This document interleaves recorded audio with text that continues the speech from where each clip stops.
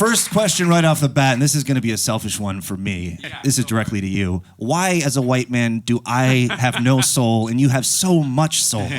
You gotta, I don't know. Did you grow up in Springfield, Massachusetts. Where, Shreveport, Massachusetts? No, Springfield, Massachusetts. Springfield, Massachusetts. That's why. I'm kidding. Where did you grow up? I grew up in upstate New York. It's very similar to Springfield, Massachusetts. Okay. You guys are from I grew up in Ithaca? Yeah, okay, Ithaca. cool. That's what I thought. And it's funny because my fiance actually lives in, her parents live in Amherst. Right Oh, here. yeah. Of course, I know Amherst. Springfield is, woo. Yeah. Yeah. It's a little rough. Yeah. We've got the basketball so Hall is of upstate Fame. New York, That's man. it. I mean, it's the same vibe. It's true. Let's talk to the whole band here. I feel like this is sort of a one-on-one, but we got Casey over here, who is that's your brother, right? You don't have to talk my to brother. me if you want. You know? Well, we want to get to all you guys. Thanks. Who was awesome? Those little stabs on the keys, those sounded amazing. Not bad. Yeah. Thanks. Yeah. And our drummer over here, what's your first name? Adam. Adam. Yeah. Adam Levin, not Adam. Adam Levin, not Levine. And I'm sure you. Way I'm sure I get that a better lot. looking. We're not going to do better that. looking. We're not going to do those jokes today.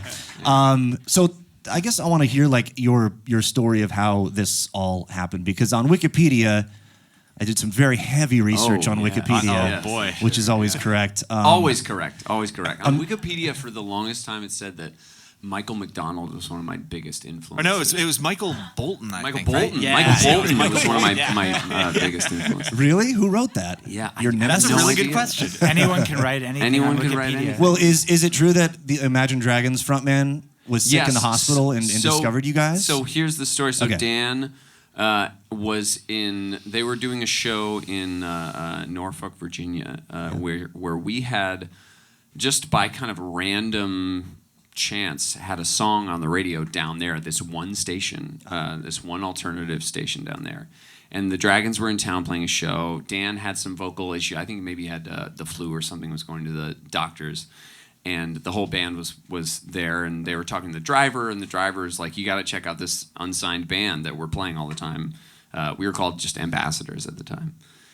And showed us to them, and they really liked our music, and then in turn showed our music to their producer, Alex the Kid, who was also looking for new talent. And he got in touch with us, and we met, and fast forward a couple months later, we were signed with Interscope Records, and Alex was producing our next record. That's crazy. Yeah, it happened very quickly, and there were many years before that where nothing was happening at all. So, well, yeah, I kind of want to talk about that too, because when you're starting out as a band, I guess there's sort of that's the juicy stuff. That's always the best stuff. Well, That's where all the good stories are from.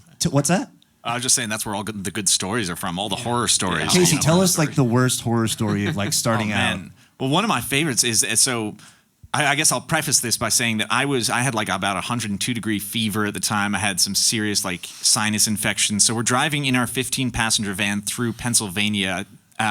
We were going from one gig directly to this festival, and we were maybe going to make it an hour or two before the festival. So we're driving through Pennsylvania, and our van, the electricity starts to drop out. Like all the dashboard lights starts to go Power dark, steering. and it was bad news. So we pull over to the side of the road, and it turns out you can't call AAA in the middle of Pennsylvania, so you have to call a private towing company. So by then we're sure we're going to miss the festival.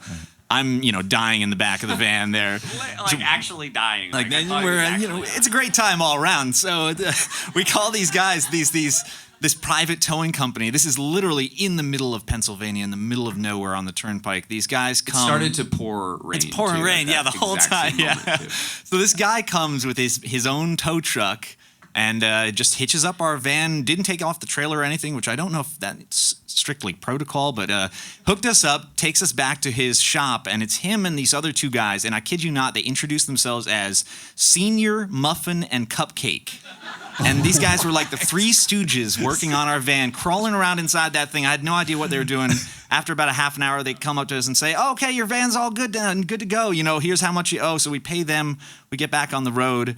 And about 15 minutes after we get back on the road, the same exact thing happens again.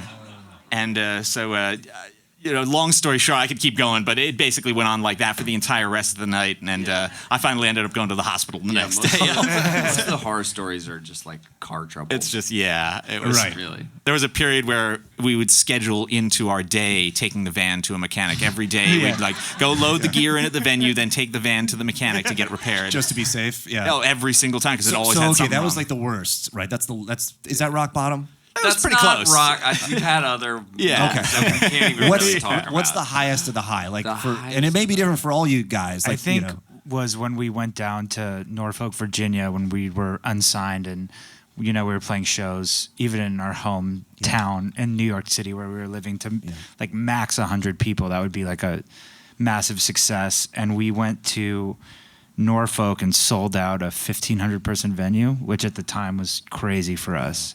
And that was like kind of the first moment that we felt like, okay, we can really do this. Yeah. And that was before like we were signed, before we the Imagine Dragons thing happened. It was really crazy. Yeah, that'll I think forever live in all of our memories. Yeah. It's like And a you take- definitive moment. You take the stage, just like, does that change the way you play and the way you perform? Absolutely. I Yeah. mean, I feel like we all were just like born to do that and had been dying to do that and been ready to perform like that for so many years. We started playing together in 2006. This didn't happen until 2012. Yeah. So for 6 years, we had been just Grinding. just duking it out. Yeah. Grinding and like honing our craft and rehearsing every day. Playing for a lot of empty venues. Playing that for kind of so many, for nobody all the time. Yeah. Literally. So we were ready.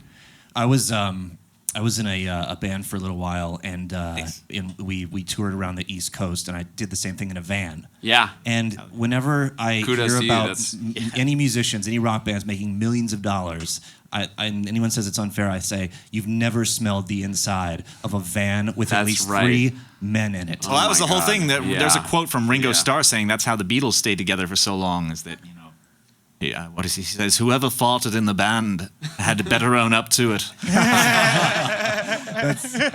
Yeah. And they That's did. so And they Ringo. did. It's very Ringo.